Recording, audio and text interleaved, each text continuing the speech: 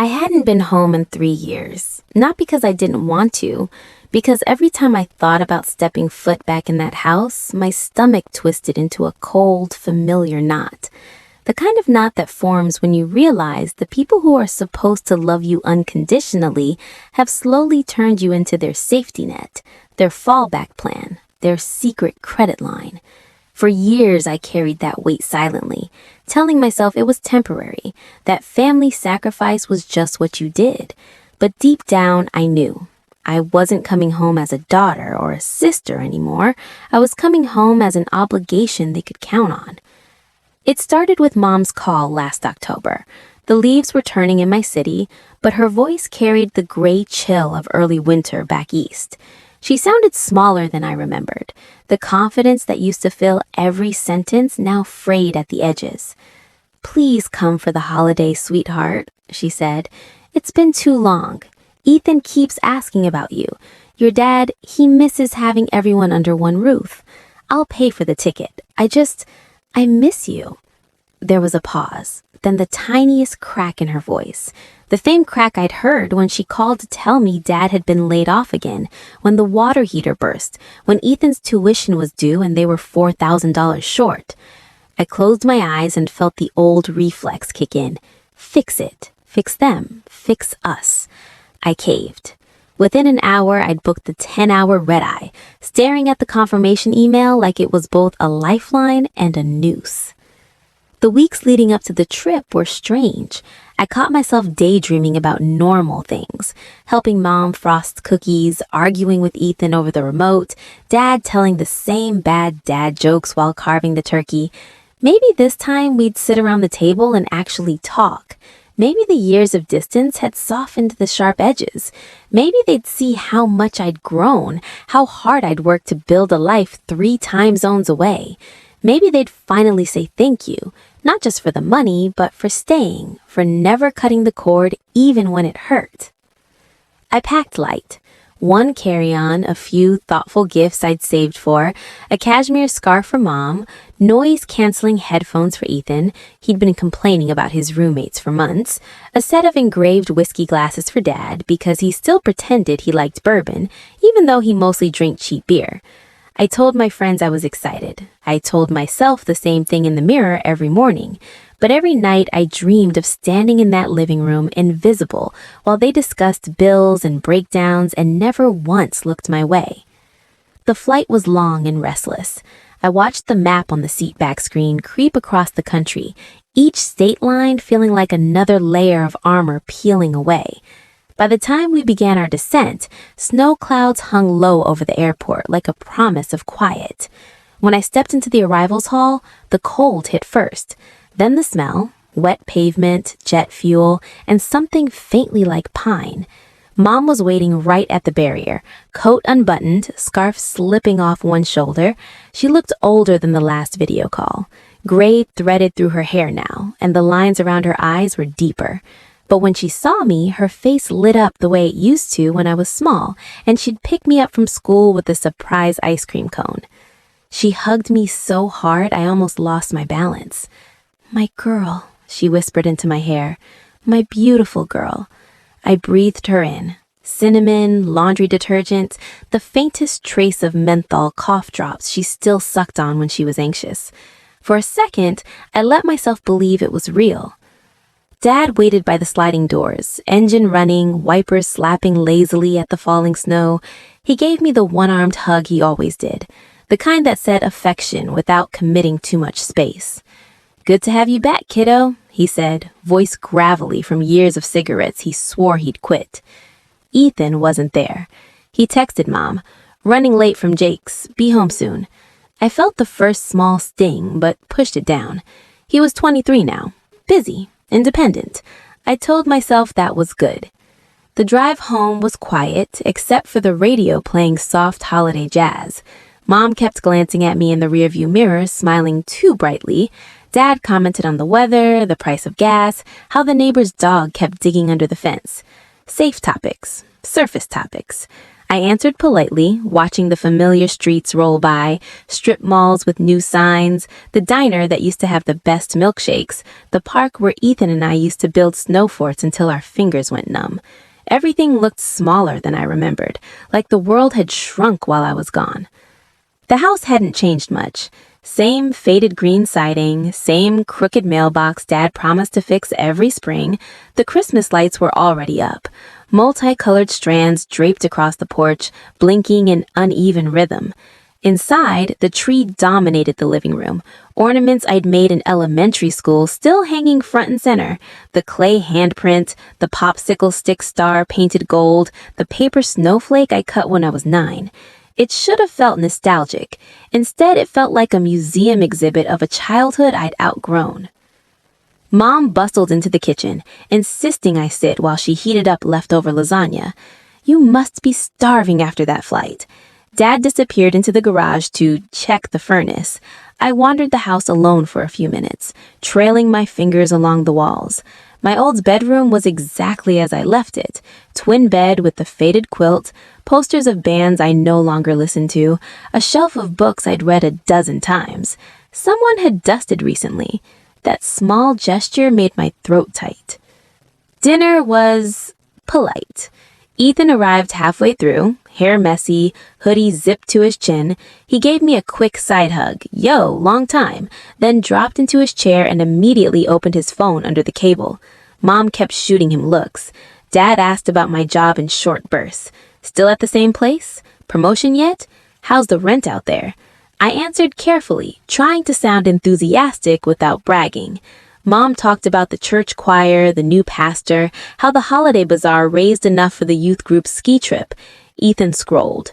I watched the three of them interact, the shorthand glances, the inside jokes, and felt like a guest who arrived a day late to someone else's life. After the plates were cleared, Mom pulled me into the kitchen under the pretense of making tea. The fluorescent light buzzed overhead. She leaned against the counter, arms crossed like she was bracing for impact. "Honey," she started, voice low, "Ethan's car broke down again last week. Transmission this time. The shop quoted almost $2,000, but he needs new tires before the new year or he can't get to work. And the heating bill. It's been brutal this winter. You know how it is." She didn't finish the sentence. She didn't have to. The script was so familiar it felt rehearsed. I could recite my old lines in my sleep. "Of course, let me see what I can do. How much do you need? I'll send it tonight." Instead, I just stood there, teacup burning my palms, staring at the chipped tile above the sink. "I know how it is," I said quietly. She reached for my arm. "Honey, you're doing so well out there. We got a little behind." I nodded once, said nothing. She searched my face for the reassurance I used to give so freely. When it didn't come, her smile faltered. That night, I lay in my childhood bed listening to the house settle, the creak of floorboards, the low hum of the furnace, Ethan's music leaking through the wall. I stared at the glow-in-the-dark stars still stuck to the ceiling from when I was 12 and believed wishes could be literal. I thought about the last 6 years. The quiet Venmo transfers labeled groceries when they really meant rent, the emergency wire when Dad's unemployment ran out, the $8,000 for Ethan's last semester that turned into another last semester, then another. The time Mom's card was declined at the grocery store and she called me crying from the parking lot. I paid the bill over the phone while strangers pretended not to notice. The unauthorized credit card they opened in my name just for emergencies. I'd called the charges before collections called. I closed it, paid it off, never told them how close they come to ruining my credit. $146,372.46. I'd kept every record, not out of pettiness. At first it was habit, proof for taxes for myself. Later it became something else, evidence, a paper trail of love given one way and never returned. I've never thrown it in their faces, never asked for a thank you, never even hinted that it hurt. I told myself sacrifice was love.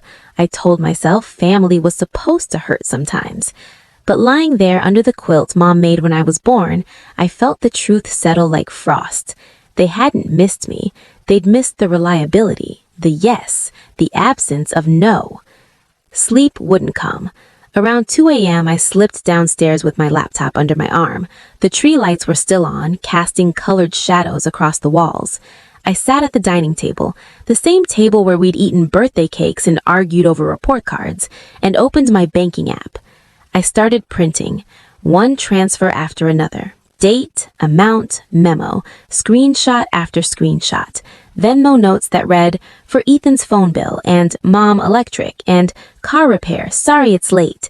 Credit card statements, wire confirmations. A spreadsheet I'd built in secret, column by column, year by year. By 4 a.m., the stack was almost an inch thick. I bound it with a rubber band, set it in the center of the table like an accusation wrapped in plain paper. Then I sat in the dark, watching snow fall past the window, feeling something shift inside me. Not anger exactly, but clarity. Cold, clean, terrifying clarity. They'd flown me home for the holidays, and tomorrow I was going to show them exactly what the ticket had cost. My mom flew me home for the holidays, so I showed them every receipt they owed me. Part 2. The Reckoning. Expanded.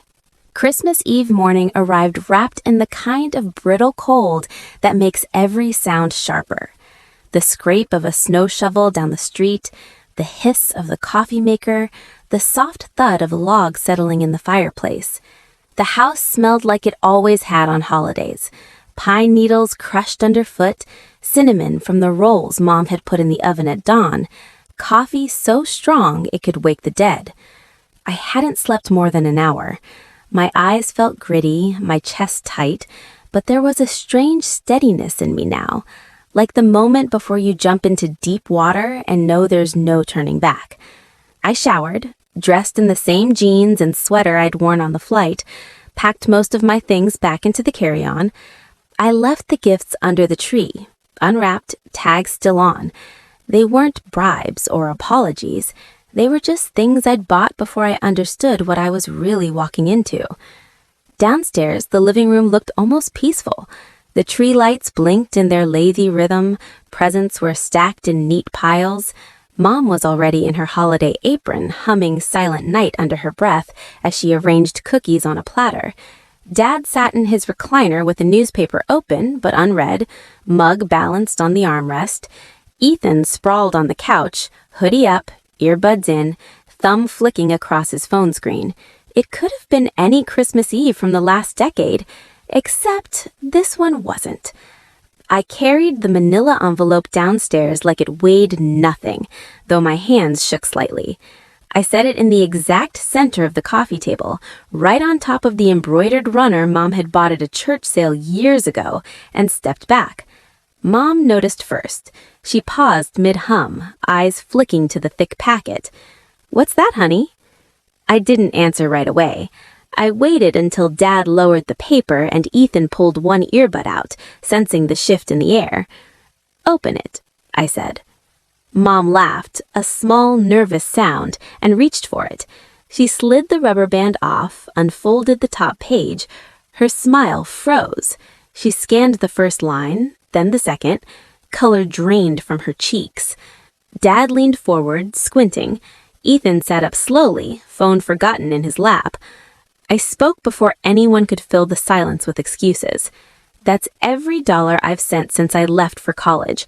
Every Venmo, every wire transfer, every credit card payment I covered when yours got declined. Rent assistance when Dad was out of work, tuition shortfalls, car repairs, groceries. The unauthorized card you opened in my name last summer, I caught the charges before they hit collections and tanked my credit. The family vacation to the lake 2 years ago that I paid for alone because you said you'd reimburse me later. You never did.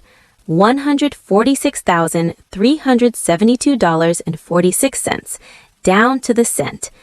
The room went so quiet I could hear the tree lights clicking as they changed color. Mom's hands trembled. She flipped to the next page, then the next, as if speed reading would make the numbers disappear. How long have you been keeping this?" "I've said it since the beginning. At first, it was just records. Later, it became proof.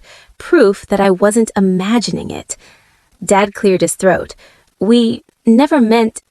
You never meant to what? My voice stayed level, but it cracked on the last word. Never meant to keep asking? Never meant to assume I'd always say yes? Never meant to fly me here so you could hit me up for another emergency before the new year? Ethan snorted, but it sounded forced. Jesus, you're really doing this on Christmas Eve. I turned to him. My little brother, the one I'd stayed up nights helping with algebra, the one whose first apartment deposit I'd covered because landlords won't wait, the one who'd never once offered to pay me back a single dollar. How many Christmases did I spend alone so you could have new tires, new phones, new everything? How many times did I tell my boss I couldn't take vacation because I was working overtime to cover bills that weren't mine? He looked away. It's not like that. It's exactly like that. Mom started crying then, quiet, hiccuping sobs that made her shoulders shake.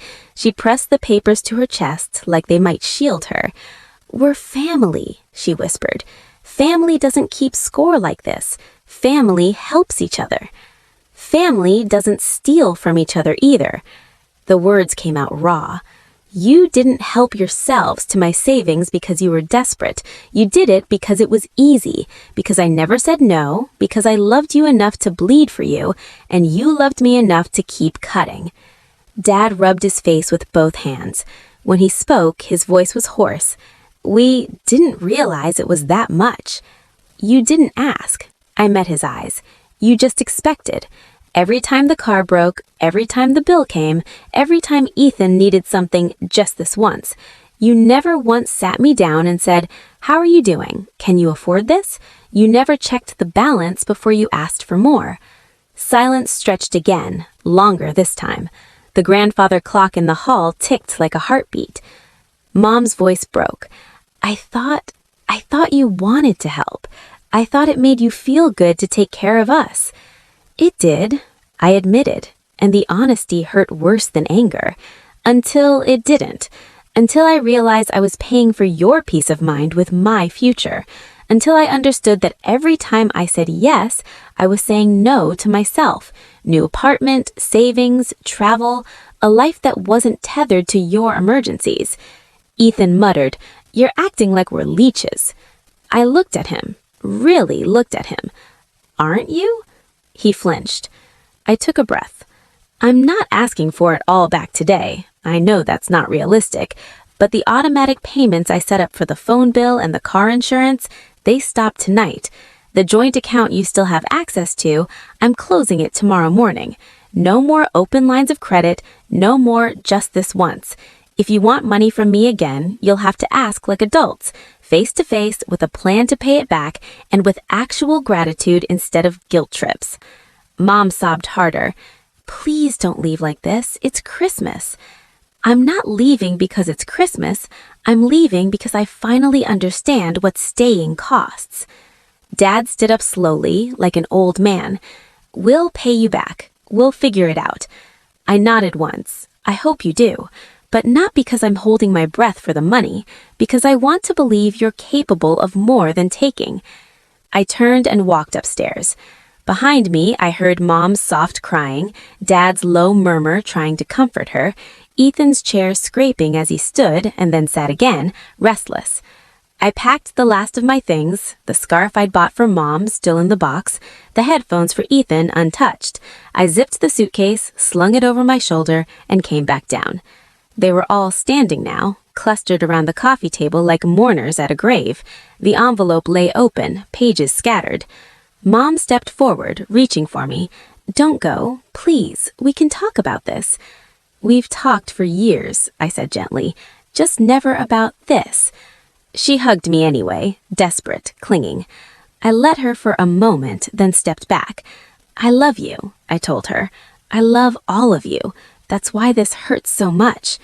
Dad didn't try to hug me. He just nodded, eyes wet. We messed up. Yeah, you did. Ethan stayed silent, staring at the floor. I walked to the door. Snow was falling harder now, big soft flakes that muffled the world. I called a rideshare from the porch, 10 minutes away.